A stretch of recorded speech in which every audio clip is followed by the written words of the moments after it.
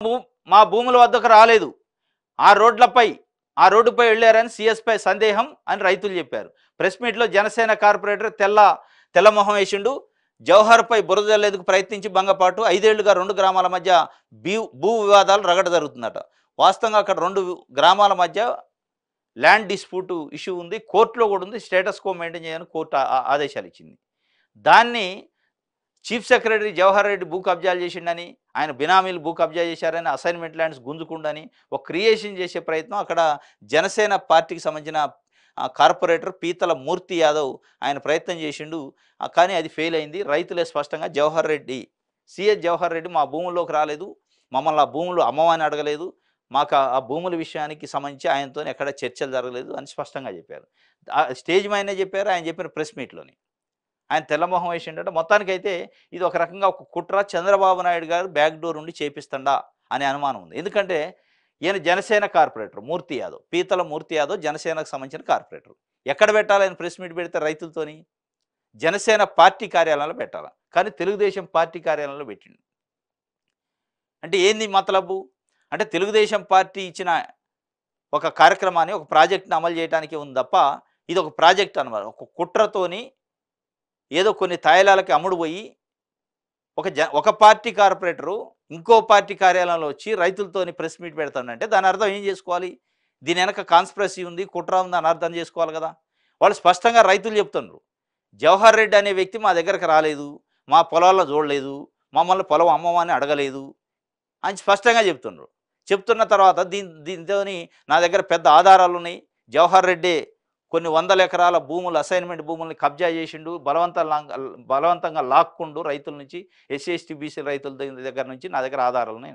మరి ఆధారాలు బయట పెట్టకుండా వాళ్ళని తీసుకొచ్చి, కొంతమంది రైతులను తీసుకొచ్చి తెలుగుదేశం పార్టీ ఆఫీసులో ప్రెస్ మీట్ పెట్టినట్టునే నీ ఆధారాలు ఏంది, దీని వెనక ఉన్న మతలబ్ ఏంది, నీ వెనక ఉన్న స్వార్థం ఏంది, దీని వెనక ఉన్న బ్లాక్ మెయిలింగ్ ఏంటంటే స్పష్టంగా అర్థమవుతుంది. ఇది అగ్రిమెంట్లు చేయలేదన్న రైతులు 700 ఎకరాలకే ఫ్రీ హోల్డ్ ప్రొసీడింగ్స్, ఇరు గ్రామాల మధ్య 5 ఏళ్లుగా వివాదం ఉందట. ఇది కథ.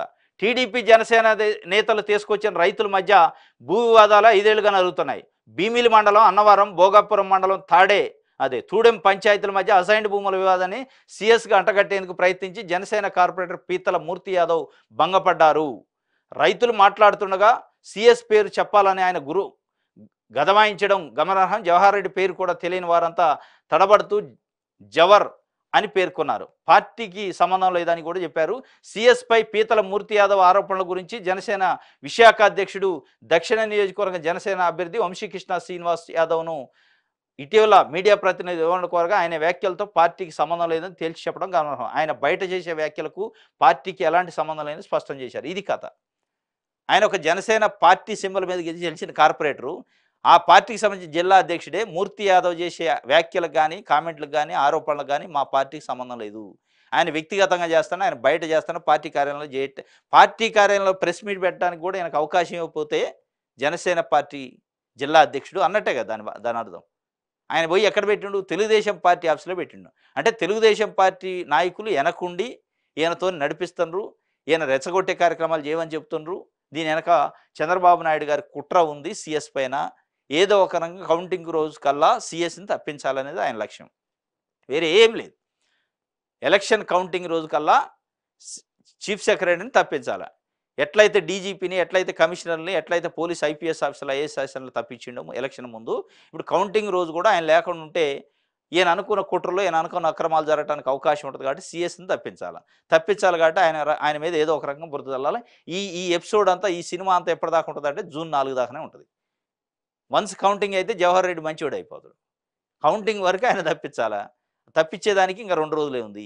ఏదో ఒక రకంగా ఆధారాలని అన్నాడు, అది అన్నాడు, ఇది అన్నాడు, ఏది లేక వాళ్ళని పట్టుకొచ్చి మీటింగ్ పెడితే వాళ్ళు స్పష్టంగా స్టేజ్ పైన జవహర్ రెడ్డి ఎవరు మాకు తెలియదు, ఆయన మా భూముల్లోకి రాలేదు, మాతోనే అగ్రిమెంట్లు కాలేదు అన్నారు. గదమాయించిండట. జవహర్ రెడ్డి పేరు చెప్పండి అంటే వాళ్ళకి చెప్పడం రాక జవర్ అంటున్నారట. ఆ జవహర్ రెడ్డి ఎవరు తెలిస్తే కదా వాళ్ళకి. అమాయకుల రైతులను తీసుకొచ్చి వాళ్ళని అందులో ఇరికించే కార్యక్రమం చేసి, నువ్వు ఒక జనసేన పార్టీ కండవ కప్పుకొని తెలుగుదేశం పార్టీ ఆఫీసులో మీటింగ్ పెట్టి, మీ పార్టీ అధ్యక్షుడేమో, జిల్లా అధ్యక్షుడేమో మాకు సంబంధం లేదు ఆయన మాట్లాడే మాటలు కానీ ఆయన చెప్తుంటే, అసలు నీ పైన మీ పార్టీకి ఎంత క్రెడిబిలిటీ ఉంది, నీ మాట పైన ఎంత క్రెడిబిలిటీ ఉంది, నీ మాటను ఎందుకు నమ్మాలి ప్రజలు అనేది స్పష్టంగా అర్థమైంది.